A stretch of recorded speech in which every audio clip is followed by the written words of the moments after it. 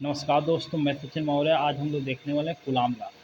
Coulomb law में पहला topic हमारे पास है कंसेप्ट ऑफ ए चार्ज, अर्थात आवेश की अवधारणा। ये आवेश क्या होता है?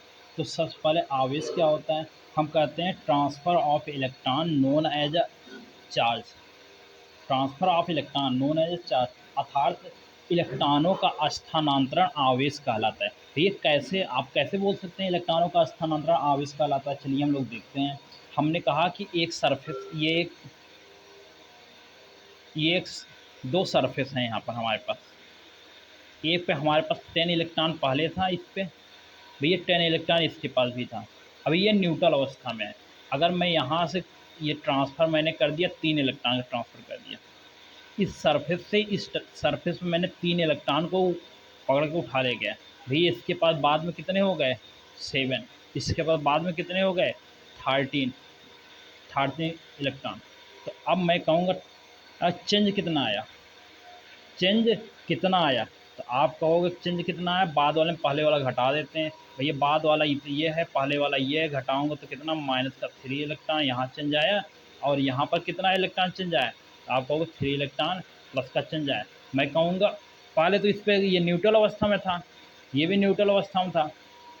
अभी ये चेंज हो गया, चेंज आ गया, माइनस का 3 इलेक्ट्रॉन यहाँ पर आ गया, चेंज आ गया, इतना यहाँ पे आ गया। आप कहते हो ई पे इलेक्ट्रॉन पे एक चार्ज होता है। भैया एक इलेक्ट्रॉन पे चार्ज होता है जो होता है 1.6 इंटू 10 की पावर -19। ये क्या होता है? निगेटिव का होता है।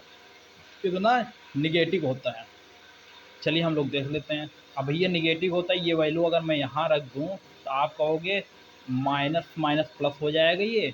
और क्या हो जाएगा? 3 इंटू 1.6 इंटू 10 की पावर -19। भैया अगर मैं यहाँ पर यही वैल्यू रख दूँ तो ये कितना हो जाएगा? आप कहोगे 3 माइनस का हो जाएगा, 3 माइनस का हो जाएगा इंटू 1.6 इंटू 10 की पावर -19। अब एक चीज़ तो समझ में आ गया, जो हमने यहाँ पर पहले न्यूट्रल अवस्था में ये था दोनों। अगर मैंने यहाँ पर इलेक्ट्रॉनों का स्थानांतरण कर दिए एक सरफेस से दूसरे सरफेस पर, तो यहाँ पर आप देख रहे हैं कि हमने जहाँ से स्थानांतरण किया वहाँ पर पॉजिटिव चार्ज आ गया, अर्थात यहाँ पॉजिटिव आ गया। जहाँ पर मैंने ट्रांसफ़र किया वहाँ पर निगेटिव आ गया। जहाँ से ट्रांसफ़र किया वहाँ पॉजिटिव, जहाँ पर किया निगेटिव। ओके, तो हम लोग कहते क्या हैं? इलेक्ट्रॉनों का स्थानांतरण आवेश कहलाता है। जहाँ पर इलेक्ट्रॉन का स्थानांतरण किया जाता है वहाँ निगेटिव चार्ज उत्पन्न हो जाता है, जहाँ से किया जाता है वहाँ पॉजिटिव हो जाता है। अर्थात मैं कह सकता हूँ जहाँ इलेक्ट्रॉनों की अधिकता होगी वहाँ पर निगेटिव चार्ज आ जाएगा, जहाँ पर क्या होगा, कमी होगी, वहाँ पर पॉजिटिव चार्ज आ जाएगा। अब इसी को हम कंबाइन करके इस तरीके से लिखता हूँ, Q इक्वल टू प्लस या माइनस एन ई। एन क्या है? नंबर ऑफ इलेक्ट्रॉन जो कि ट्रांसफ़र हो रहे हैं। और ई क्या है? एक इलेक्ट्रॉन पे वैल्यू कितना? 1.6 इंटू 10⁻⁻19 चार्ज होता है, ये रखेंगे। और निगेटिव नहीं रखेंगे क्योंकि हमने ऑलरेडी यहाँ पर निगेटिव पॉजिटिव ले रखा है। अब निगेटिव कब हम आंसर दूंगा इसका? तो मैं सिर्फ वैल्यू मैग्नीट्यूड की बात कर रहा हूँ, ओनली वैल्यू। भैया कब पॉसिबल होगा? जब मैं कहूँगा कमी है किसी सरफेस पे, या मैं कहूँगा वहाँ से इलेक्ट्रॉन ट्रांसफ़र किए जा रहे हैं, उस सरफेस की बात कर रहा हूँ। या तो मैं निगेटिव कब लूँगा, या मैं कहूँगा जहाँ पर अधिकता की बात होगी, या जहाँ पर और इलेक्ट्रॉन आ जा रहे हैं, आने वाले हैं या आ रहे हैं, तो वहाँ की बात करूँगा, तो वहाँ पर मैं निगेटिव रखूँगा। तो ये आपके लिए एक फार्मूला हो जाता है। भैया इसका एसआई यूनिट क्या होता है? क्यू की। भैया क्यू की एसआई यूनिट ऑलरेडी आप जानते हो क्या होता है? कूलाम में मेजर किया जाता है, कूलाम होता है। ओके, चलिए आगे बात करता हूँ। अगला टॉपिक हमारे पास आता है कूलाम लॉ। भैया कूलाम का लॉ,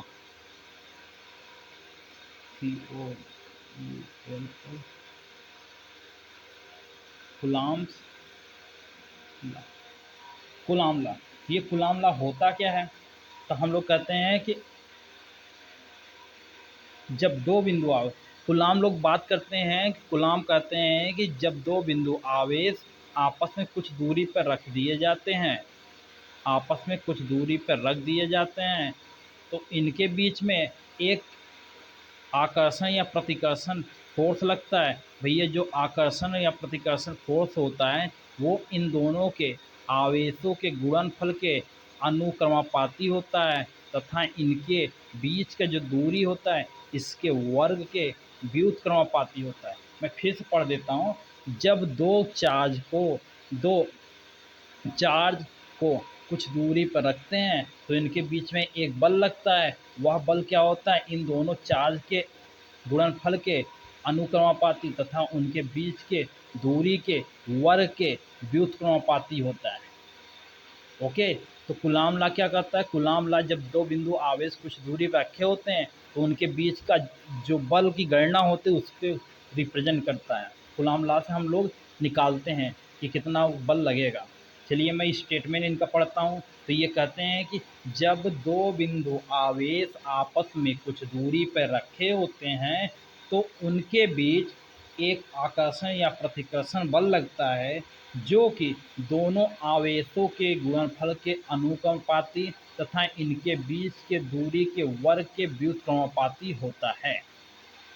चलिए, जब इस तरीके से स्टेटमेंट अगर मैं इसको अंग्रेजी में पढ़ना चाहूँ तो अंग्रेजी में आपको मैं पढ़ूँगा, when a 2 point charge placed at a some distance then an attraction or repulsion force act between them.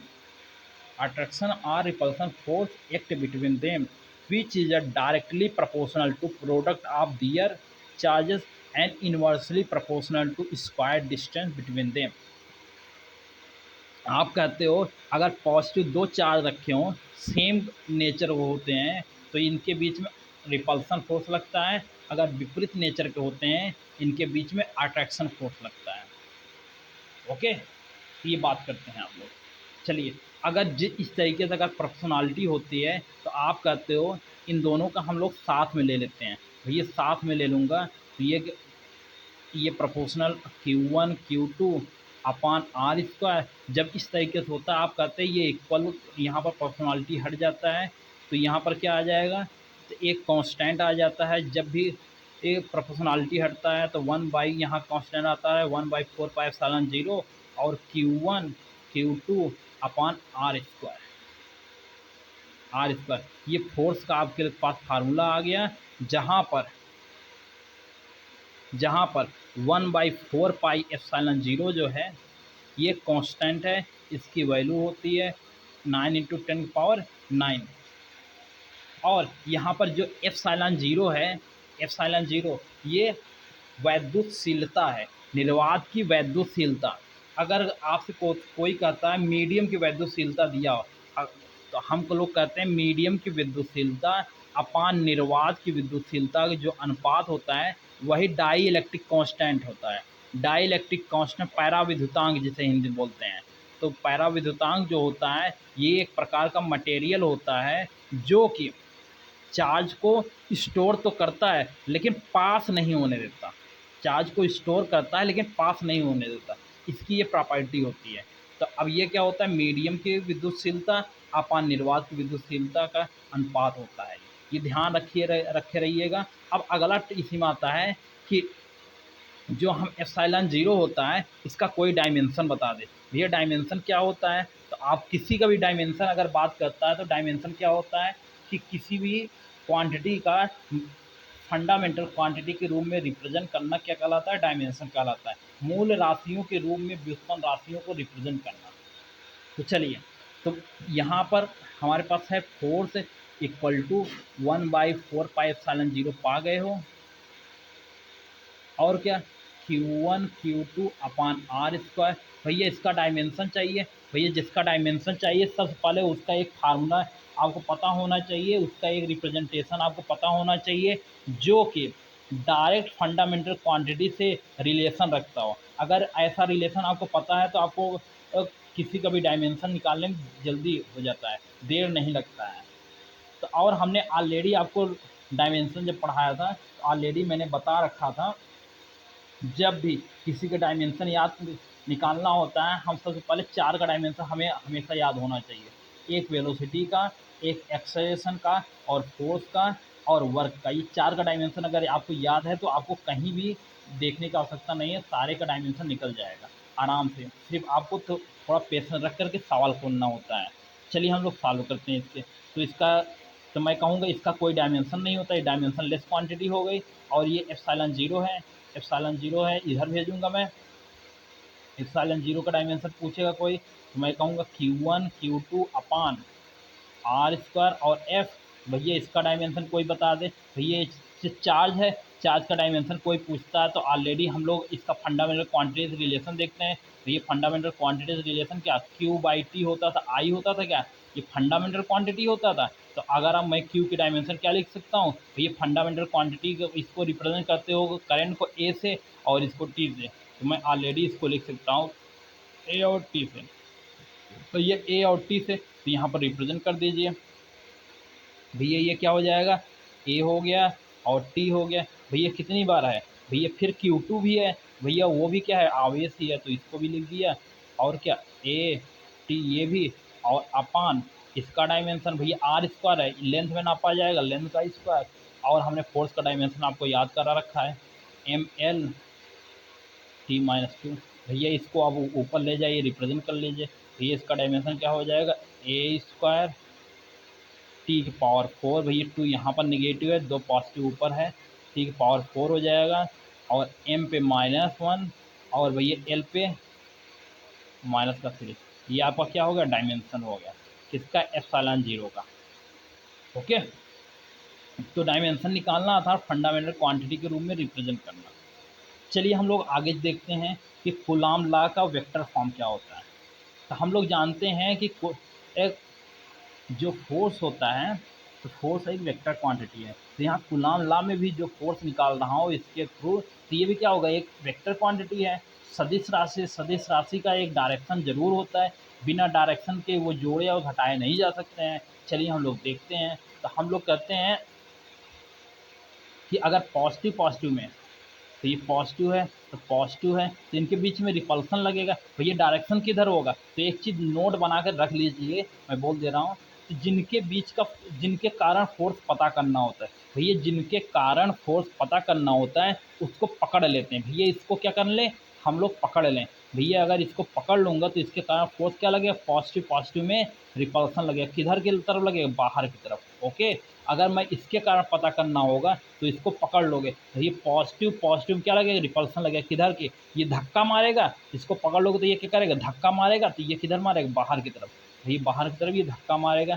तो इसको कर दूं मैं, अगर इसको 1 नाम दे देता हूँ इसको 2 नाम दे देता हूँ तो ये एक क्या यहाँ चार्ज रखा हूँ तो ये 1 से 2 की तरफ जा रहा है तो मैं इसको फोर्स 1 2 कर दूँ।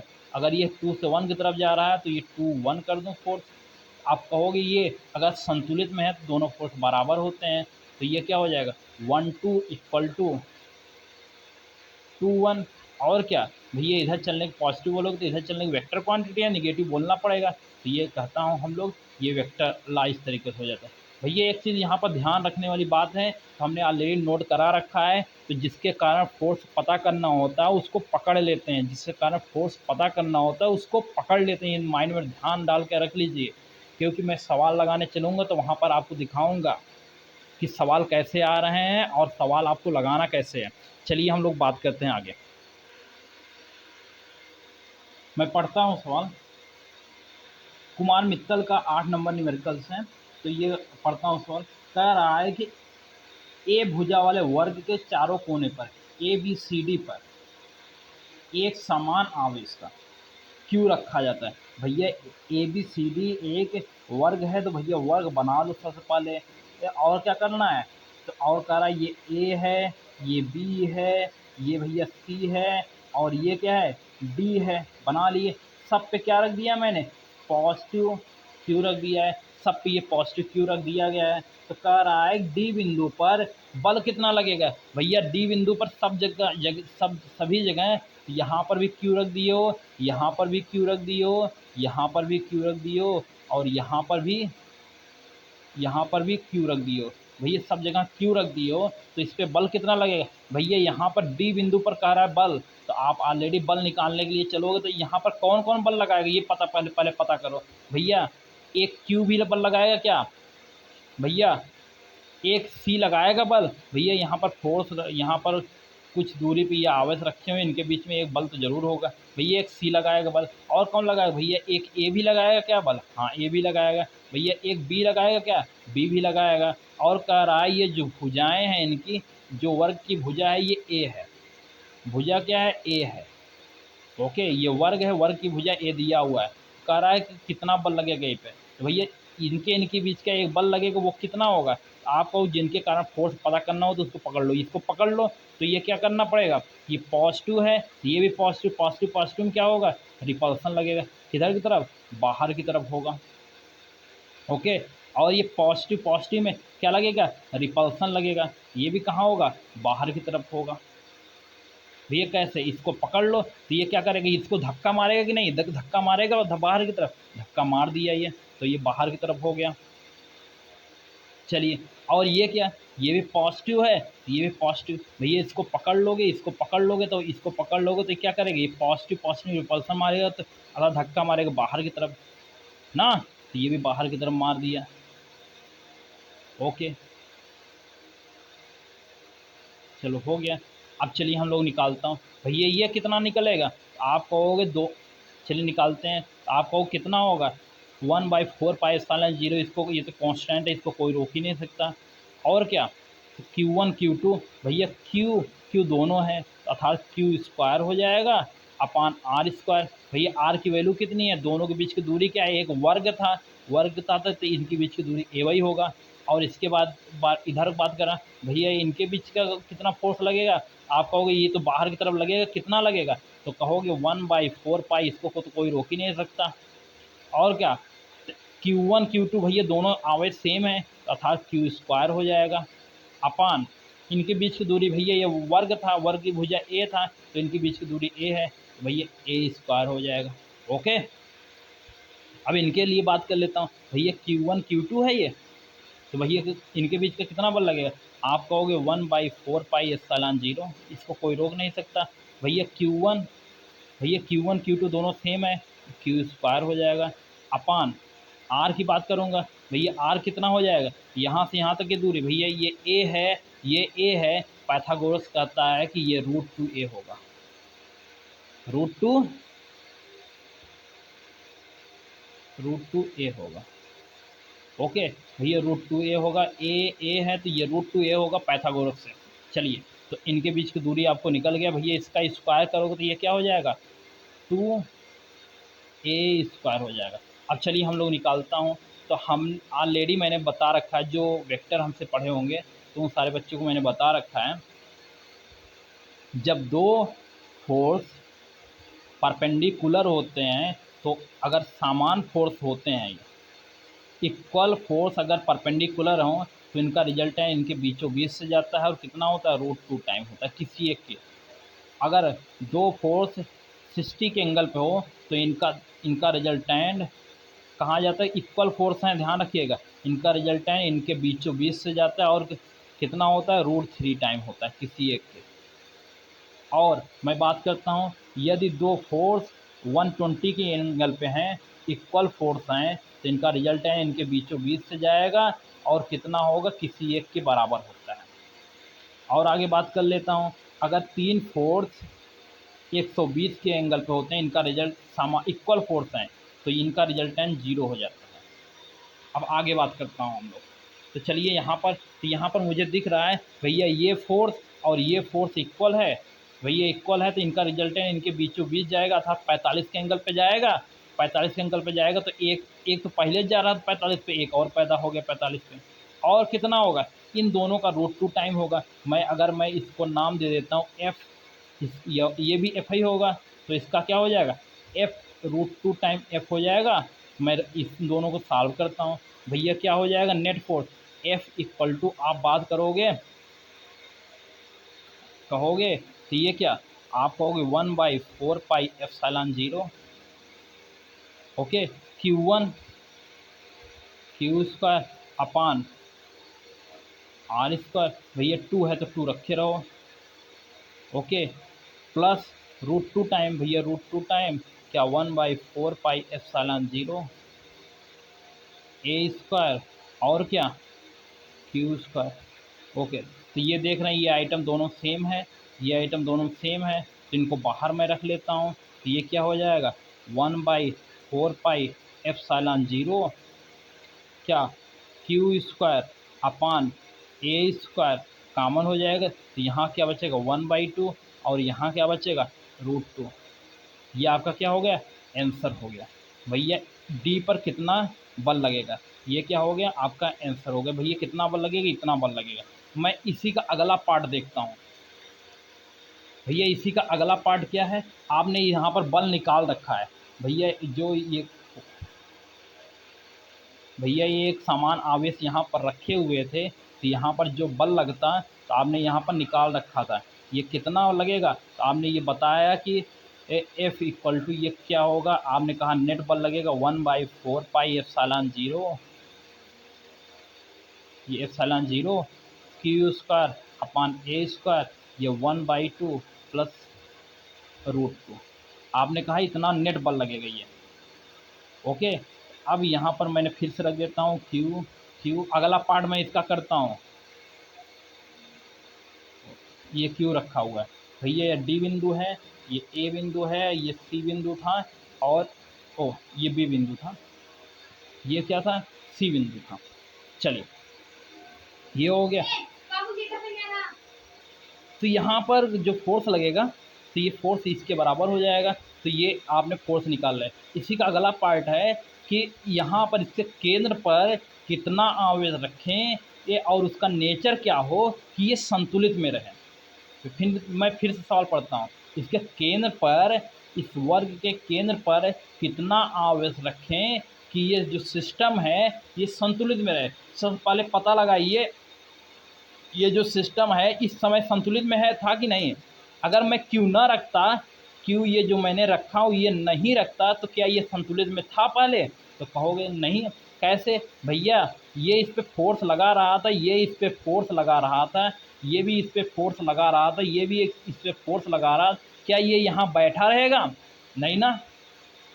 क्या होगा, तो ये तो भाग जाएगा। कैसे भागेगा, 45 के एंगल पे। अपनी अभी पीछे आपने निकाला कि इनका जो रिजल्टेंट होगा तो यही तो जाने वाला था, तो ये 45 के एंगल पे भाग निकलेगा। ये 45 के एंगल ना, ये भाग निकलेगा। अगर ना भागे तो इसका मतलब क्या हो, इसको पकड़ने वाला होना चाहिए। कोई पकड़ के ऐसे बैठा रहे, पकड़ के इसको बैठा रहे तो नहीं भागने वाला है। तो चलिए, पकड़ के बैठने के लायक अगर कोई बैठेगा तो अर्थात ये यहाँ पॉजिटिव था, तो यहाँ पर कौन बैठने वाला होना चाहिए, भैया निगेटिव वाला कोई होना चाहिए। भैया नेगेटिव वाला बैठने वाला होगा। चलिए बैठा दीजिए इसको। भैया अर्थात ये नेगेटिव होगा। अब कब तक नहीं भागेगा, भैया जब तक ये फोर्स इसके बराबर होगा तब तक ये क्या होगा, यहाँ बैठा रहेगा। अगर थोड़ा भी कम ज़्यादा हुआ तो ये या तो अंदर भाग जाएगा या बाहर की तरफ भाग जाएगा। चलिए, जब तक ये बराबर होगा तब तक नहीं भागेगा। अर्थात इनके बीच का कितना फोर्स लगेगा, आप कहोगे कितना लगेगा, तो कहोगे 1/4 पाई एप्सिलॉन 0 और क्या क्यू, भैया क्यू और Q, capital Q upon R square. भैया दूरी बता दो, भैया यहाँ से यहाँ तक की दूरी कितनी थी, √2a। भैया कैलकुलेट किए थे ना पैथागोरस से, ये पैथागोरस से आपने कैलकुलेट किया तो √2, इसका आधा करोगे तो a/√2 हो जाएगा क्या। भैया a अगर √2 हो जाएगा तो यहाँ पर a/√2 यहाँ पर रख दूँ, तो ये क्या हो जाएगा, स्क्वायर करोगे तो a स्क्वायर, भैया √2 का स्क्वायर नीचे करोगे तो ये हो जाएगा 2 तो ऊपर चला जाएगा। भैया 2 ऊपर चला जाएगा तो मैं 2 यहाँ लिख देता हूँ।